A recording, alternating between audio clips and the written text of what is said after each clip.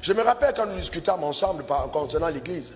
Je lui disais, bon, dans tous les cas, bon, ce qu'on va faire, en ce qui concerne le restaurant va apporter ce montant par mois. Et au départ, on disait, le restaurant donnait 1 million par mois pour l'œuvre. Et puis, de toutes les autres choses qui manquaient, on allait couvrir. C'est comme ça qu'on a commencé petitement. Je vous dis sérieusement devant Dieu. Et rien que mes portions d'alliance peuvent prendre soin de l'église au moins pendant 6 mois, par mois. Donc on n'est pas dans une église pauvre.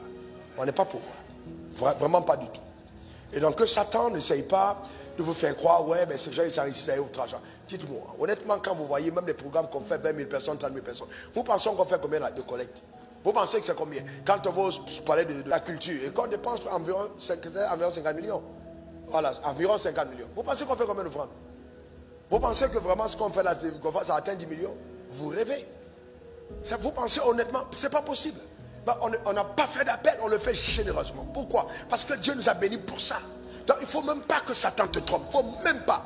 Il faut que tu sois vraiment totalement délivré de cette pensée.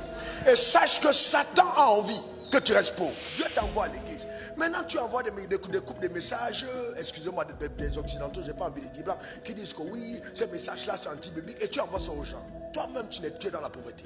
Ta mère est pauvre, ton grand-père est pauvre, ta grand-mère est pauvre. Vous n'avez jamais vu un milliard dans votre vie, de toute une génération. Et toi tu combats ces messages où Dieu t'a envoyé. Mais c'est la sorcellerie. La sorcellerie vis-à-vis de toi-même et tu vas ensorceler les autres. Frère de Dieu que nous servons, Abraham, Isaac et Jacob, personne d'eux n'a été pauvre. Je mets à défi n'importe quel théologien. Dieu n'a jamais conçu le concept de la pauvreté pour l'humain. La pauvreté est du diable. Quiconque croit en la pauvreté est un agent, soit conscient, soit inconscient de l'enfer. Et aussi longtemps que tu es rattaché à cette grâce, je ne suis pas en train de te supplier d'être membre de table de la foi. Peut-être certains d'entre vous devaient être ailleurs. Mais tant que Dieu t'a connecté à moi, cet ADN est notre ADN. Nous ne quitterons pas la terre sans avoir démontré à cette génération. Est-ce que quelqu'un comprend? Jamais. C'est pas possible. Ce n'est même pas possible. Ce n'est même pas possible. Ce n'est même pas possible, frères et sœurs.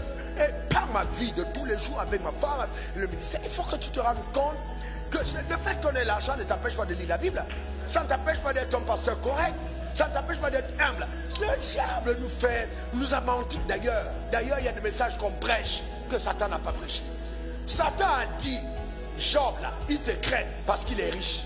Donc Satan lui-même sait que plus tu es riche, mieux tu crains Dieu. Donc quand il nous entend prêcher, il dit, tu as vu tes prédicateurs là, moi-même je n'ai pas prêché. Les hommes que tu as créés là, et même ils me parlent. Parce que moi je reconnais que ton argent amène les gens à te craindre.